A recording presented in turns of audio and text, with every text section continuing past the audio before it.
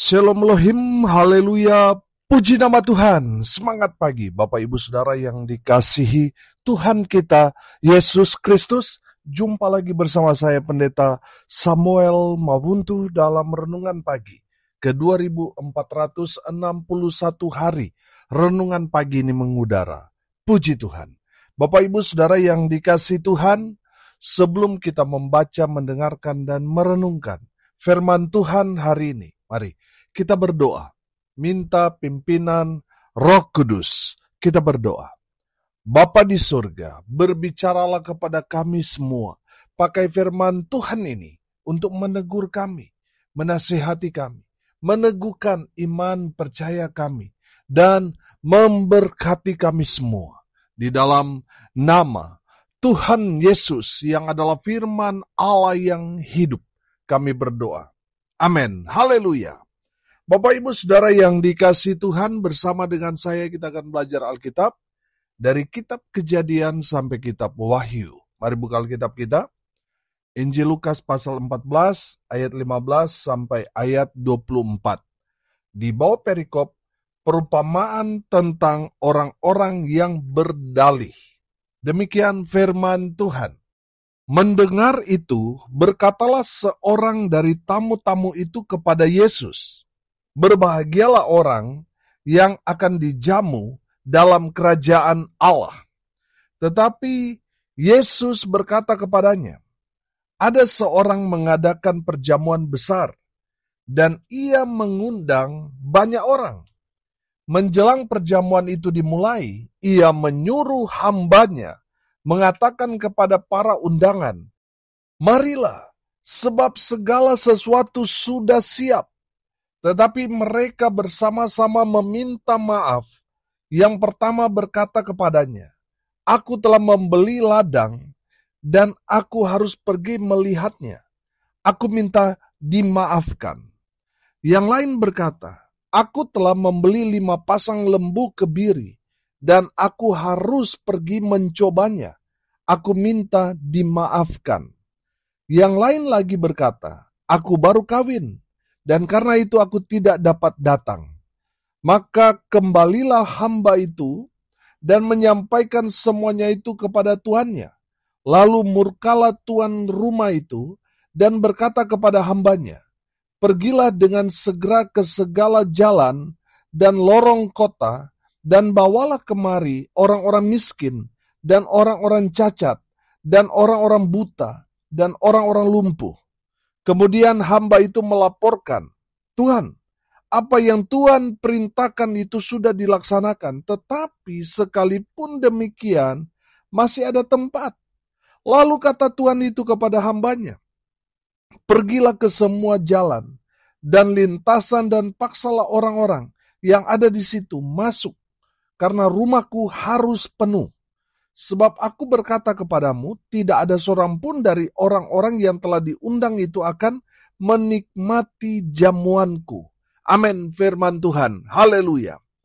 Bapak Ibu Saudara yang dikasihi Tuhan, perumpamaan yang sama diceritakan di dalam Injil sinoptik yang lain, yaitu Injil Matius pasal 22 ayat 1 sampai ayat 10. Saudara perhatikan, yang membuat acara ini adalah raja. Sementara banyak orang yang diundang, tapi sayang mereka yang diundang tidak bisa datang ke perjamuan kawin karena masing-masing punya kesibukan. Bapak Ibu Saudara yang dikasihi Tuhan, mendengar orang-orang yang tadinya diundang raja tapi berhalangan hadir, raja marah besar. Karena mereka tidak menghargai atau tidak menghormati undangan dari raja tersebut. Sebelum kita lebih jauh lagi, saya beri tema renungan pada pagi hari ini, salah fokus. Dengar baik, kita semua adalah orang-orang yang mendapat undangan dari raja di atas segala raja. Amin. Jangan sampai kita tidak bisa memprioritaskan undangan dari raja di atas segala raja itu. Kalau saudara menjadi orang Kristen, menjadi orang yang percaya kepada Tuhan Yesus, saudara dan saya adalah orang yang mendapat undangan dari Raja di atas segala raja. Haleluya. Dengar baik, kalau saudara diundang, itu berarti saudara dianggap penting bagi orang yang mengundang saudara. Artinya saudara masuk dalam penilaian mereka layak untuk menghadiri acara pesta yang mereka adakan. Bapak Ibu Saudara yang dikasihi Tuhan, undangannya sudah disebar. Amin. Pestanya itu nanti. Jadi kita harus mempersiapkan baik waktu kita, pakaian kita untuk hadir dalam pesta pernikahan anak domba Allah. Oh haleluya. Pastikan saudara dan saya sudah menerima undangan itu. Dan nanti, satu hari nanti, kita akan menghadiri pesta perkawinan anak domba Allah itu. Haleluya. Saudara yang dikasihi Tuhan, dengar ini baik-baik. Jangan sampai kita sama seperti 3 model orang yang salah fokus ini. Mari kita belajar dari kesalahan mereka supaya apa? Supaya kita tidak melakukan kesalahan yang sama. Yang pertama saudara, mereka salah fokus karena fokus mereka pada usaha. Saudara perhatikan di ayat 18 berkata, tetapi mereka bersama-sama meminta maaf. Yang pertama berkata kepadanya, aku telah membeli ladang dan aku harus pergi melihatnya. Aku minta dimaafkan. Bapak Ibu Saudara yang dikasihi Tuhan, saya menangkap di sini bahwa orang ini fokus pada usahanya. Dia mengabaikan undangan yang sangat penting, yang harusnya dia prioritaskan, yang harusnya dia datang di pesta itu. Tetapi dia fokus pada usahanya dan mengabaikan undangan dari raja. Bapak Ibu Saudara yang dikasihi Tuhan, jangan sampai kita sibuk dengan usaha kita, kita tidak datang beribadah. Bapak Ibu Saudara yang dikasihi Tuhan, ada berapa banyak orang di hari Minggu tidak gereja karena usahanya di hari Minggu justru ramai. Makanya dia korbankan ibadah. Bapak Ibu Saudara yang dikasihi Tuhan, saya mau bilang, kalau saudara lebih fokus pada usaha, saudara salah fokus. Saudara akan melenceng sangat jauh, saudara. Kalau saudara tidak bertobat kembali kepada Tuhan, fokus kepada Tuhan, maka saudara akan melenceng jauh. Saudara yang dikasihi Tuhan, kalau saudara lebih mementingkan untuk mencari keuntungan, sehingga saudara mengorbankan hubungan saudara dengan Tuhan, saudara tidak datang beribadah di hari Minggu, saya mau bilang saudara salah fokus. Bapak Ibu Saudara yang dikasihi Tuhan, seberapapun yang saudara dapatkan dalam usaha saudara, mungkin sudah berkata, oh Pak Pendeta, kalau hari Minggu, oh bisnis saya lancar, ramai, saya dapat keuntungan yang besar, nanti saya rajin persepuluhan dan sebagainya. Saudara yang dikasihi Tuhan, Tuhan tidak akan memberkati orang-orang model seperti itu. Orang-orang yang tidak mau bayar harga. Bapak Ibu Saudara yang dikasihi Tuhan, kalau saudara begitu sibuk dengan usaha saudara sampai saudara lupa untuk beribadah, saudara salah fokus. Bapak Ibu Saudara bertobat. Fokus kepada Tuhan. Amin. Bukan fokus kepada keuntungan, tetapi fokus kepada Tuhan. Yang kedua saudara, kita belajar dari kesalahan 3 model orang ini yang salah fokus.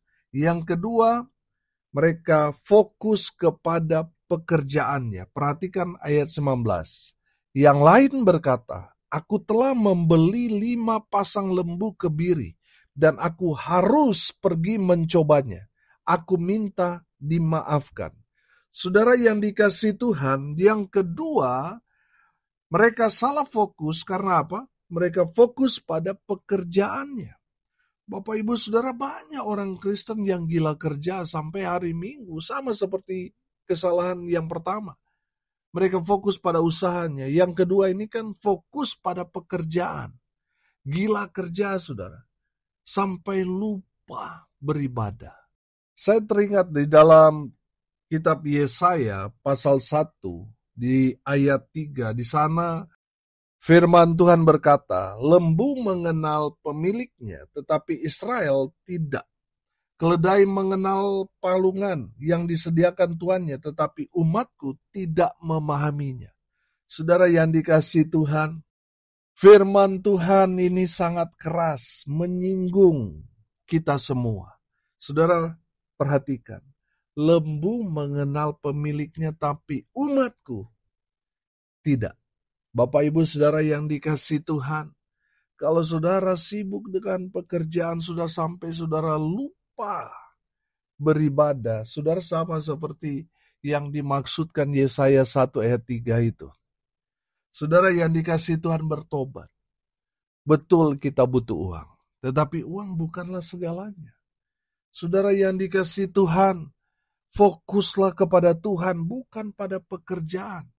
Saudara dengar ini baik-baik, Tuhan kita itu Allah yang cemburu. Kalau kita yang tadinya belum mendapat pekerjaan, rajin beribadah, rajin berdoa, tapi setelah kita mendapatkan pekerjaan, kita melupakan Tuhan, Tuhan itu cemburu. Tuhan gak suka. Saudara jauh dari Tuhan hanya gara-gara pekerjaan. Saudara, kalau kita sudah begitu jauh meninggalkan Tuhan, pasti Tuhan akan izinkan kita dipecat di tempat kerja. Ada satu masalah yang membuat saudara ambil keputusan untuk berhenti bekerja. Saudara yang dikasihi Tuhan, bukan Tuhan punya rencana jahat buat saudara.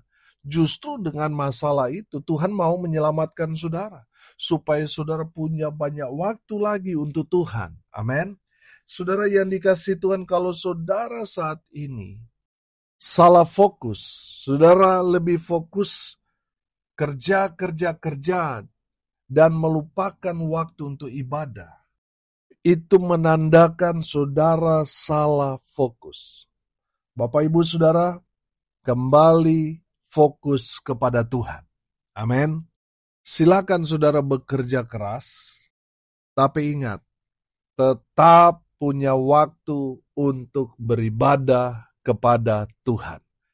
Kalau saudara sibuk kerja sampai lupa waktu untuk beribadah, itu menandakan saudara salah fokus. Yang terakhir, yang ketiga, kita belajar dari kesalahan dari 3 model orang yang salah fokus ini. Supaya apa? Supaya kita tidak melakukan kesalahan yang sama. Yang ketiga, salah fokus karena apa? Fokus pada keluarga. Saudara perhatikan ayat 20. Yang lain lagi berkata, aku baru kawin, dan karena itu aku tidak dapat datang.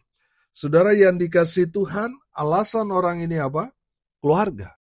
Banyak orang, waktu dia jomblo, dia berdoa supaya dapat pasangan, Tuhan berikan dia pasangan, tapi setelah dia dapat pasangan, dia menikah. Tapi setelah dia dapat pasangan, dia menikah, dia mulai membatasi dirinya dengan Tuhan. Alasannya, saya ada sibuk, saya ada acara keluarga, maaf saya tidak dapat ikut ibadah ini dan itu, maaf saya tidak dapat melayani Tuhan dalam ibadah minggu ini karena ada acara keluarga. Bapak, Ibu, Saudara yang dikasihi Tuhan, orang ini salah fokus, selalu alasannya apa? Keluarga. Saudara yang dikasihi Tuhan, kita seharusnya memprioritaskan Tuhan di atas segalanya. Amin. Nah, saudara, ada juga waktu menikah, masih dia punya banyak waktu untuk ikut Tuhan, melayani Tuhan. Dia berdoa karena sudah beberapa tahun, dia menikah, belum punya anak, dia minta supaya Tuhan berikan mereka keturunan. Saudara, setelah Tuhan berikan mereka keturunan, mulai mereka menghilang. Mulai mereka tidak ada waktu. Alasannya apa? Ada anak.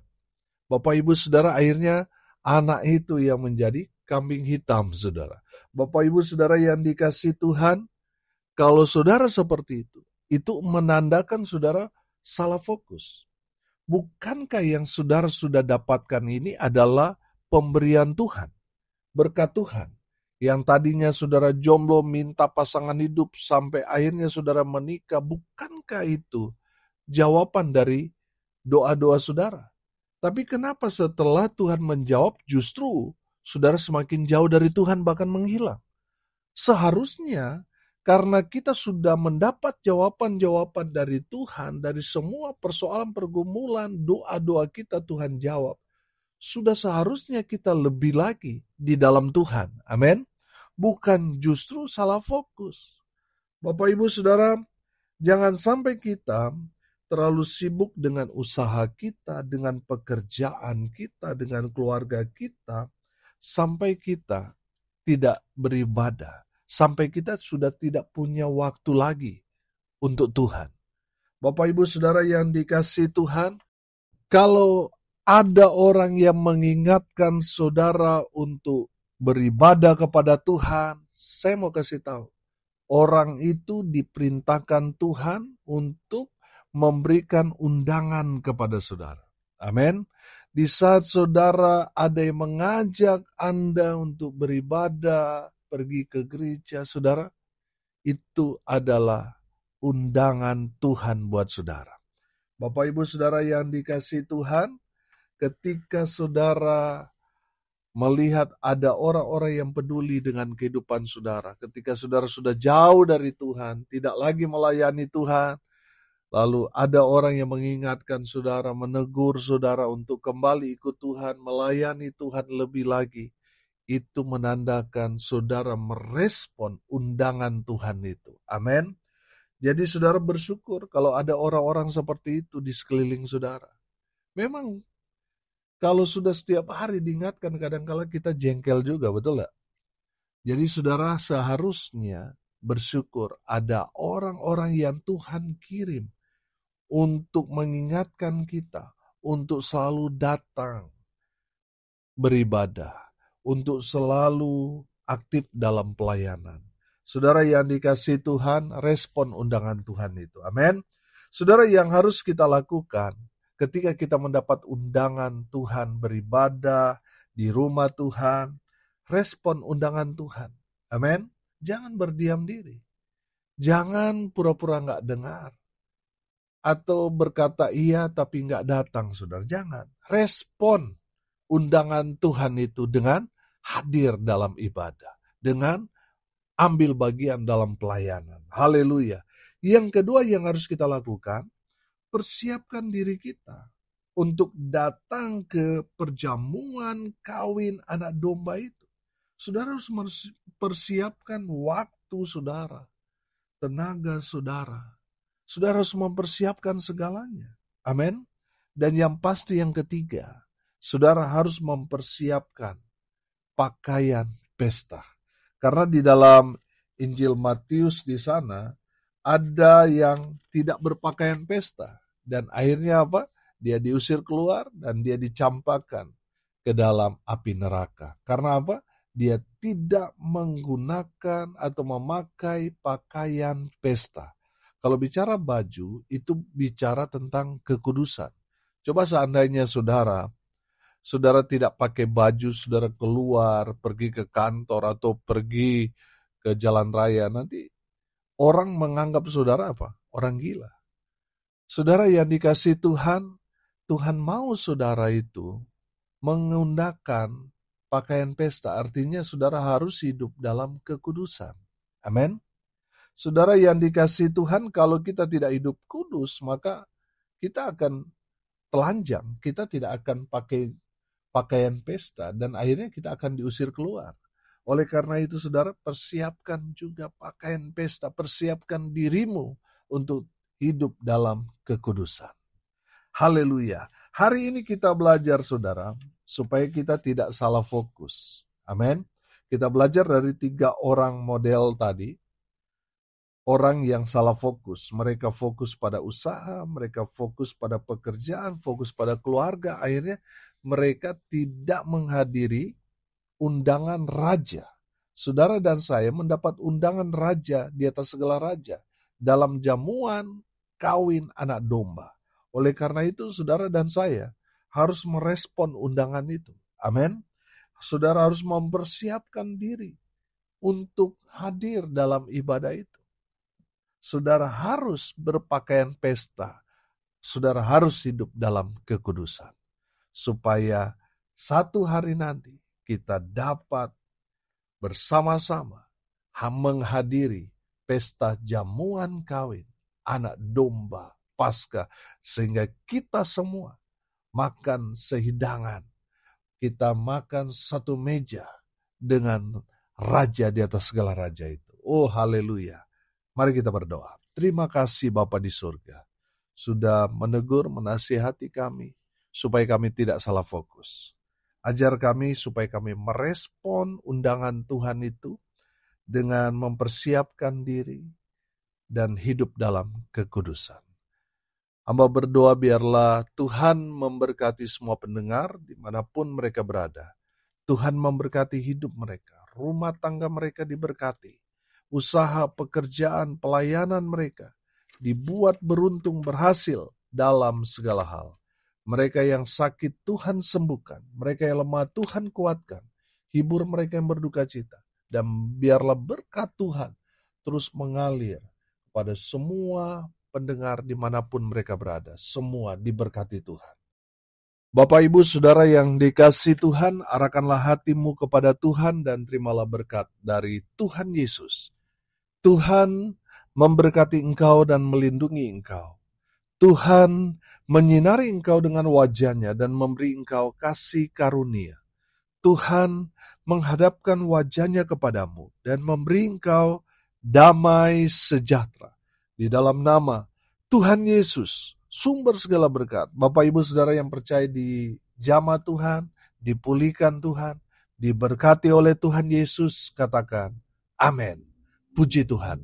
Bapak, Ibu, Saudara yang dikasihi Tuhan, kalau saudara merasa diberkati melalui renungan pagi ini, bagikan juga kepada saudara-saudara yang lain supaya mereka juga diberkati, karena untuk itulah kita dipanggil, untuk jadi berkat. Saudara yang dikasihi Tuhan, tidak terasa pada bulan Juni nanti tanggal 20 tepatnya kita akan berulang tahun. Renungan pagi mengudara ke-7 tahun. Puji Tuhan. Bapak, Ibu, Saudara, kita akan adakan satu acara besar, yaitu ucapan syukur. Kita akan buat KKR, Saudara, dan kita akan lakukan aksi-aksi sosial seperti biasa.